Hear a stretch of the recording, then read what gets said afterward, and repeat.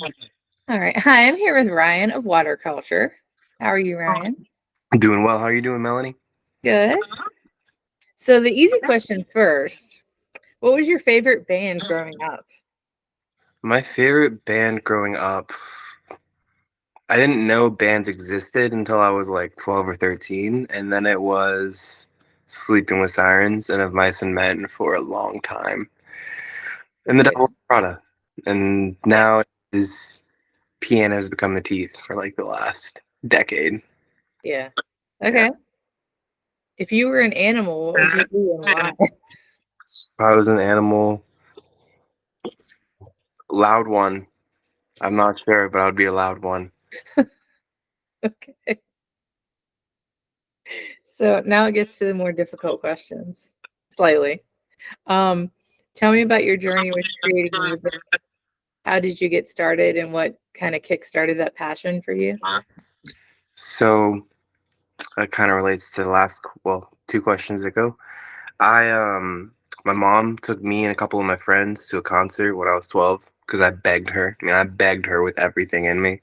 She took me down to Green Street Club in Greensboro, and I saw Sleeping with Sirens, Abandon All Ships. I mean, there were some other bands, but saw Sleeping with Sirens, met Kellen Quinn after that show, and just like being front row for that and feeling all that energy, I knew like in my soul that that was what I wanted to do. Yeah. I just had to figure out how to sing because I was really bad at it. So I just started doing vocal covers in my dad and mom's basements until I wasn't as terrible, and that took a few years. And then I started a band in my hometown. It didn't work out. I moved as soon as I was 18 out to Kentucky for a band that I was working with out there called Anchors for Eyes. We made some good music. That's where I met the producer that I still work with today. That Water Culture goes and works with like once every year, every other year. Mhm. And that band broke up, so I moved back and I started Glow. Glow turned into Water Culture, and now I'm here. So Okay. Kellen Quinn, it's his fault. Yeah. So that actually leads into one of my other questions. So we'll skip ahead to that. How was the shift to glow to watercolor? There was a little bit of a break, I think. Um, so the transition from Glow to Water Culture was um, in the summer of 2019, I want to say. Jared Pugh, uh, yeah, had started working with Glow. He was our second guitarist, and he has a very like happy style of guitar. And I asked him if he wanted to do like a side project for some like vibier stuff than Glow, a little bit less intense. And those demos became So Far Gone, Tired Eyes, and there's one other. It's whatever. But we were in the studio recording 4 Glow songs and 3 Water Culture songs, and we just kind of decided to make it all Water Culture instead of dividing the releases. Um, so there was no break, and it's basically the still band, same band, except Brandon ended up leaving. So we have been trying to replace him and just writing with Jared. Mm. So yeah, it was pretty seamless, but COVID did kind of make everyone take a break there for a while. Actually, so I had just started shooting right before COVID. Mhm. I'd done I remember. 3 shows, and the last one before COVID was yours. Yes. It Yeah. was the Get Sad Y'all one with Yeah. Justin Kurt- Roy, and I feel like there's another name. It was, I don't Kurt- know. and What's the other one? was it Tyler Carter? No, I maybe. I think it was. Oh, okay. I think it was. I remember meeting Tyler Carter there, and that was shortly before he got canceled. Could be. Yeah. I didn't stay the whole night because I'm old, but Understandable. Kurt Travis is like the nicest dude I've ever met. He messaged me that night and was like, "Yo, dude, I came out early to see Glow," and then they literally had to come backstage and like be like, "Ryan, we're playing now," because I was just sitting there tossing beers and smoking weed with Kurt, and I didn't want to move. I had questions. I needed Yeah. answers. So this kind of goes back into a few questions. Who your biggest musical influences are and how they've kind of helped to shape your sound. Um, I learned to scream with of Mice and Men's music. Mhm. So as far as like vocal distortion and writing, I have to give some credit there. Um, Pianos Become the Teeth put out a record called Keep You 10 years ago. I'm going to their 10-year uh, reunion anniversary, I don't know, tour of this record. It's called Keep You.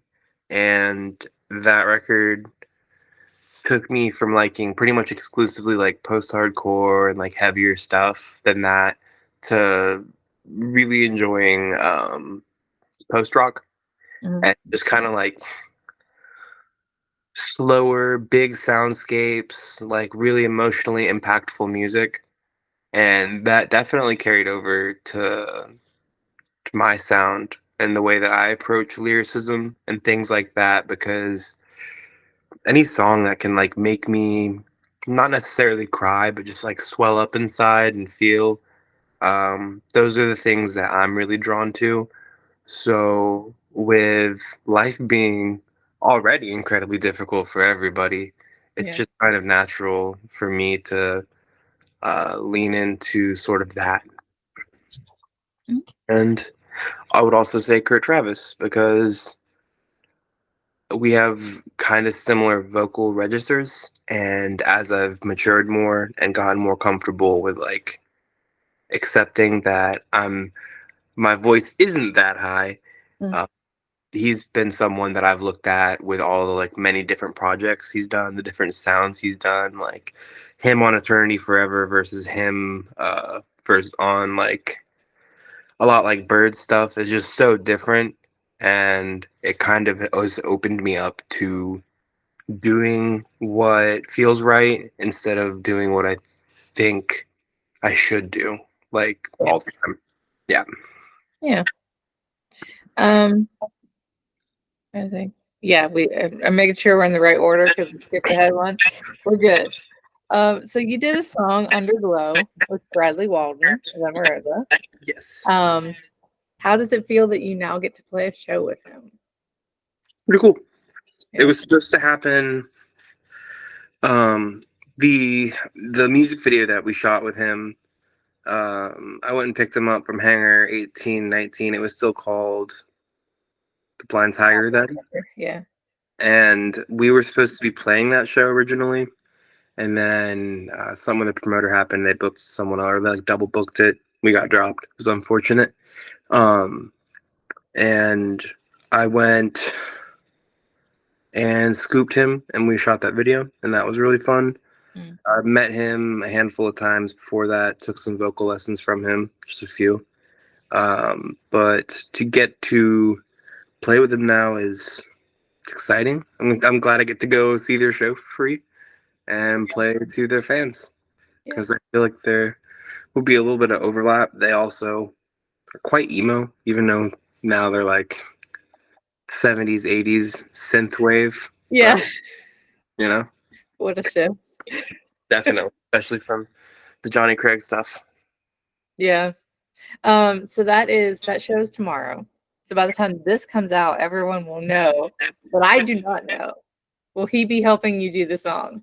No, no, but we are playing No. it. Yeah. No, Okay. no, I haven't talked to him in a handful of years. So, Okay. And what was that creative process like creating that song with him? Like, was so it that collaborative or? um the first EP that we have, Cherish You. Mhm. Um, the last few songs of it were written by me and Brandon in the same room. Mm. So we had woken up that day and we were working on some idea and we went I'd already talked to them about the idea of getting Bradley on the song and just kind of inspired something with Brandon because we went to lunch and we came back and he was like, fuck this idea. I'm gonna trash it." He trashed it, started up, um, just with the dun dun dun dun dun dun dun dun dun bum bum bum bum bum bum bum bum, and the song came together like really, really naturally. Like he laid down the guitar and like an hour. We had the verse kind of like carved out of the song already so that it would be good for a vocal feature. And um I think I put all the vocals and lyrics together that day as well, just kind of sitting in his bedroom. And we just hashed out a demo, sent it to him.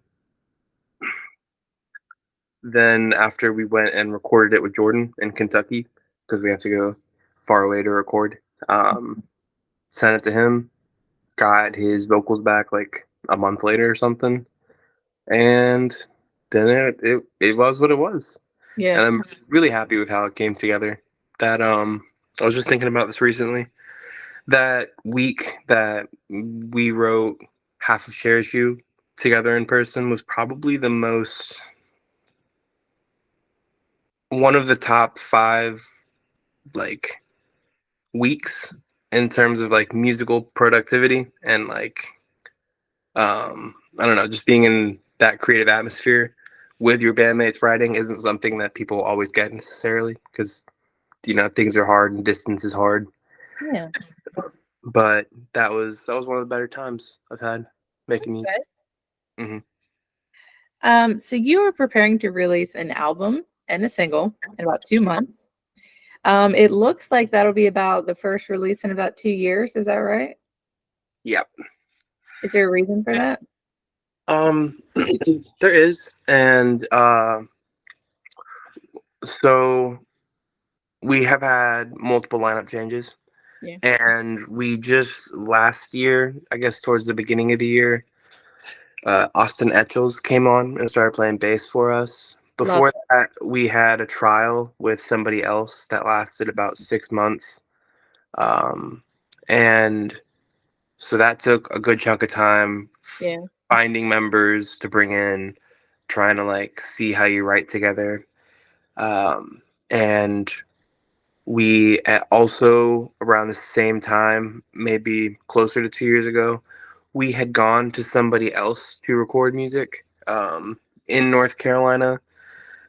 Just a friend of a friend who they promised like we could get much cheaper, like deals and stuff. But we went and tracked, cut 2 songs with him, or with them, and it didn't turn out close to as good as I was hoping it would. Mhm. So that process took a long time because they had to schedule us a couple months out. We had to go back and finish like a month later because of reasons, blah, blah, blah. And by the time we were done with that, and we just had to like kind of accept the songs weren't going to be what we wanted them to be, we had to scrap them and then schedule with Jordan, which you have to schedule another 3 or 4 months out. Yeah. So, beginning of this year in January, we finally got to track the 6 songs that we've been sitting on for the past few years, honestly, while we've been looking for members or member. Yeah. And yeah, so it just doing things right sometimes takes a lot of time. And if you try to skimp on money or work with somebody that you're not quite as Yeah. familiar with, then it can just make everything take way, way longer. Mhm. And that is something that I had to learn. So we're going back to Jordan pretty soon. We're gonna have music coming out consistently. We're working on so this album is called Hanging by a Thread. Mhm. The 2 year, 2.5 year gap that has been kind of a period of stagnance. There were multiple times where I asked Jared, I asked Thomas, like, if they wanted to continue with this project, if they wanted to keep doing it or do something else. And Thomas, my drummer, is the rock of everything that we do with his band. He's always had my back. He said, "No, we're gonna keep going. We're gonna figure this out. Like it's me and you." Um, so these songs are a collection of uh, the Cope EP that we put out in 2020 that you um, probably familiar with, and then the singles that we put out since then, Mhm. all put together. Because through the name change, I feel like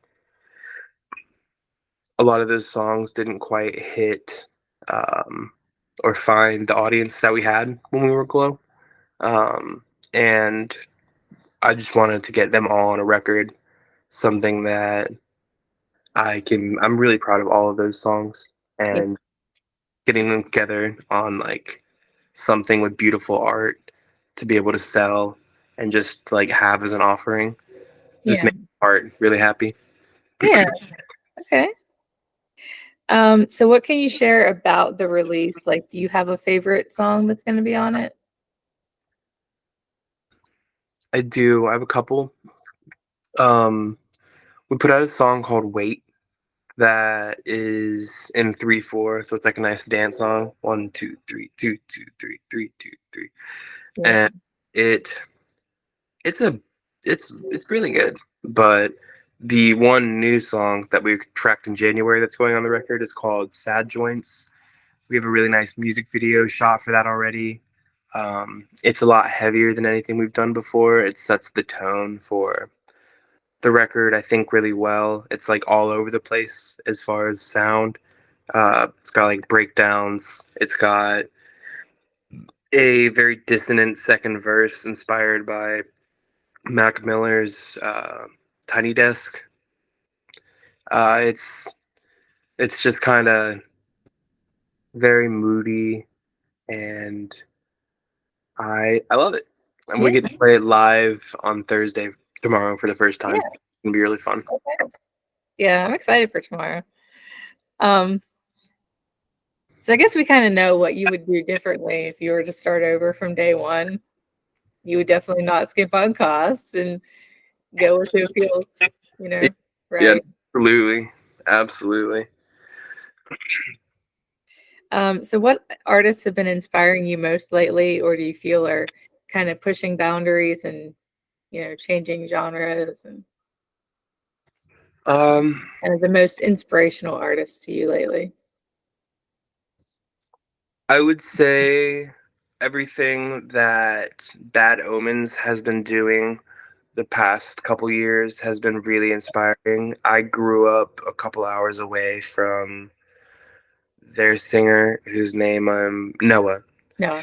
He grew up in Virginia as well, and um, I came up doing vocal covers. He came up doing vocal covers. His were much better than mine, but I remember him putting out their first record and it being more of like a Bring Me the Horizon kind of rip.